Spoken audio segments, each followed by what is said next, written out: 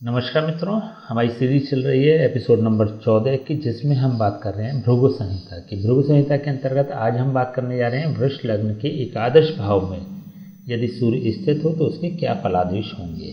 प्रथम भाव में 2 नंबर का मतलब होता है वृष लग्न। वृष लग्न में सूर्य चतुर्थ भाव का स्वामी होता है, और यदि यह वृष लग्न में चतुर्थ भाव का स्वामी होकर जब यह अपने से अष्टम भाव, अगर यहाँ से गिनती शुरू करें तो 1 2 3 4 5 6 7 और 1 8 अष्टम भाव पर जब सूर्य स्थित होता है अपने से अष्टम भाव पर, अर्थात वृष लग्न में 11वें हाउस में जब स्थित होता है तो वह अपनी मित्र राशि पर स्थित होता है। यहाँ पर मीन राशि है, मीन राशि गुरु की राशि होती है। सूर्य गुरु को मित्र भाव से देखता है, तो अपने मित्र की राशि में बैठकर यह बहुत पॉजिटिव हो जाता है, बहुत सकारात्मक कार्य करने लगता है 11वें भाव के प्रति। 11वां भाव होता है लाभ का, इनकम का, बड़े भाई का, धन लाभ का। तो इससे संबंधित जितने भी कंटेंट्स हैं, और विशेष रूप से जो कारक होता है वो होता है इच्छा पूर्ति का। तो यहाँ पे बैठकर ये इन सभी चीज़ों की वृद्धि करने वाला बन जाएगा। पहले भी हम बता चुके हैं कि तृतीय भाव और एकादश भाव, ये 2 भाव ऐसे होते हैं जहाँ पर सूर्य सबसे अच्छी प्लेसमेंट होती है। और विशेष रूप से जब हम बात करते हैं वृष लग्न की, एक सामान्य नियम है ज्योतिष का कि तृतीय भाव और एकादश भाव में क्रूर ग्रह या अग्नि तत्व वाले ग्रह या पापी ग्रह सबसे अच्छा रिजल्ट देते हैं। यहाँ पर भी विशेष रूप से वृष लग्न की बात हो रही है। वृष लग्न में या वृषभ लग्न में जब सूर्य एकादश भाव में होता है तो इससे अच्छी प्लेसमेंट सूर्य की होती नहीं है। तो यहाँ पर बैठकर वह 11वें हाउस से संबंधित सारे कंटेंट्स को बढ़ा देने वाला होगा। इसका मतलब धन की व्यक्ति को कोई कमी नहीं होगी।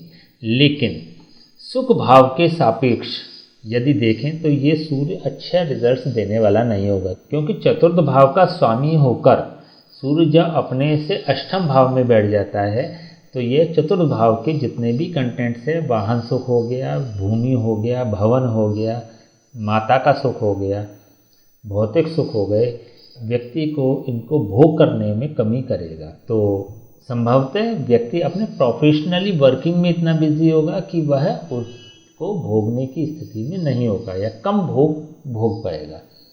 या जैसे आमतौर पर ये देखा गया है कि जैसे वाहन सुख की बात करते हैं तो वाहन में घूमना व्यक्ति के लिए सुख कारक नहीं होता, उसके लिए इतनी बड़ी बात नहीं होती कि वो उसे सुख की अनुभूति हो। या फिर कंफर्ट की अगर बात करें तो कंफर्ट जोन में व्यक्ति रह नहीं पाता, उसकी व्यस्तता बहुत ज़्यादा होती है।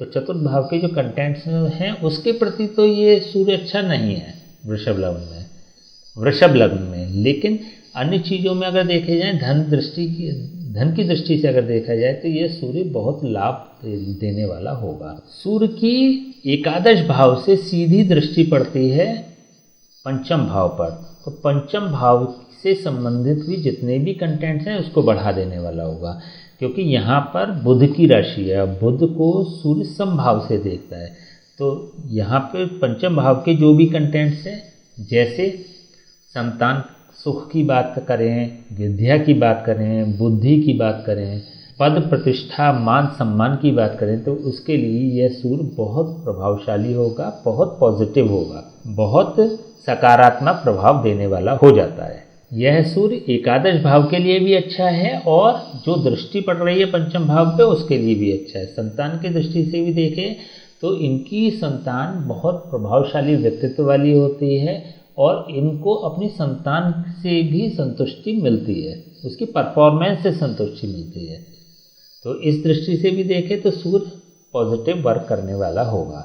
नवम भाव के सापेक्ष अगर देखें तो यह तृतीय भाव पर है, अपने से तृतीय भाव पे, मतलब मेहनत तो खूब कराएगा, भाग्य साथ देगा, खूब देगा। मेहनत करेंगे तो भाग्य पूरा साथ देगा। मेहनत के साथ भाग्य का संबंध बनता है सूर्य के लिए, मेहनत बहुत करनी पड़ेगी। कार्यक्षेत्र दृष्टि से भी देखें तो अपने से द्वितीय भाव पर है।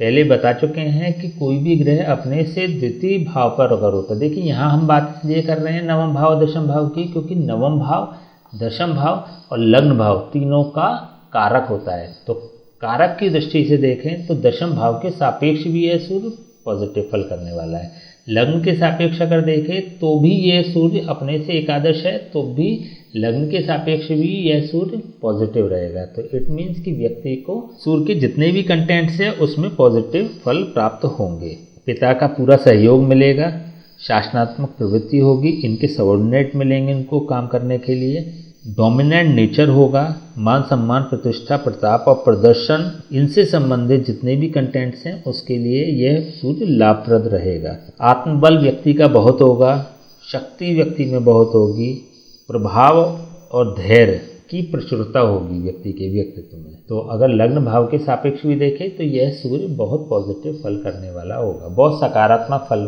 प्रदान करने वाला बनता है। तो यह सूर्य अगर देखें तो सभी दृष्टियों से बहुत अच्छा है। 11वें हाउस में बड़े भाई का पूरा सहयोग मिलेगा व्यक्ति को, या फिर जीवन में कोई ऐसा व्यक्ति मिलेगा जो बड़े भाई की भूमिका में इनका सपोर्ट करेगा। चलिए अब उपाय की बात कर लेते हैं। सूर्य 11वें हाउस में जब वृषभ लग्न होगी 11वें हाउस में सबसे अच्छी और आइडियल पोजीशन होती है। इसका अगर आप करना चाहें तो केवल और केवल माणिक रत्न धारण कर सकते हैं, वो भी उंगली में, अनामिका उंगली में माणिक धारण कर लें तो सूर्य का प्रभाव और बढ़ जाएगा और मिल सकता है। बाकी और किसी उपाय को करने की आवश्यकता इस कुंडली में है नहीं। सूर्य की अगर बात करें, सूर्य के सापेक्ष कोई अन्य उपाय करने की आवश्यकता नहीं है। पूजा पाठ खूब कर सकते हैं, पूजा पाठ के माध्यम से इसके प्रभाव को बढ़ाया जा सकता है। देखिए, जब पूजा पाठ आप करेंगे ना, धर्म का भाव होता है नवम भाव, नवम भाव में शनि की राशि है। तो जब ऐसे व्यक्ति बहुत अधिक पूजा पाठ करने वाले होते हैं ना, तो उसमें 9th हाउस में स्थित राशि के स्वामी का बल बहुत बढ़ जाता है। इट मीन्स कि यदि पूजा पाठ की जाएगी तो शनि का बल बहुत ज़्यादा बढ़ जाएगा। लेकिन सूर्य और शनि आपस में शत्रु होते हैं, तो सूर्य का प्रभाव कम होगा पूजा पाठ करने से, धर्म स्थान में जाने से, पूजा पाठ करने से। तो प्रयास करें कि सात्विक पूजा करें। किसी विशेष उद्देश्य की प्राप्ति से की जाने वाली पूजा के कारण आपके शनि का प्रभाव विशेष रूप से बढ़ेगा। सात्विक पूजा नेगेटिव इफेक्ट नहीं करेगी सूर्य पे, क्योंकि सूर्य भी अपने आप में सात्विक ग्रह होता है। तो सात्विक पूजा तो सूर्य के प्रभाव को बढ़ाने वाली होगी। लेकिन जो तामसिक पूजा है, किसी उद्देश्य के साथ अगर कोई साधन के रूप में पूजा की जाएगी तो वो विशेष रूप से नेगेटिव प्रभाव करने वाली होगी। फॉर एग्जाम्पल, मान लीजिए कि लक्ष्मी प्राप्ति के लिए आपने कोई साधन किया, या धन प्राप्ति के लिए आपने कोई साधन किया, या फिर संतान सुख की प्राप्ति के लिए आपने कोई साधन किया, तो इससे ये सारी होती है तामसिक पूजा। भौतिक वस्तुओं की प्राप्ति के लिए अगर पूजा करते हैं तो उसमें शनि का प्रभाव विशेष रूप से बढ़ेगा।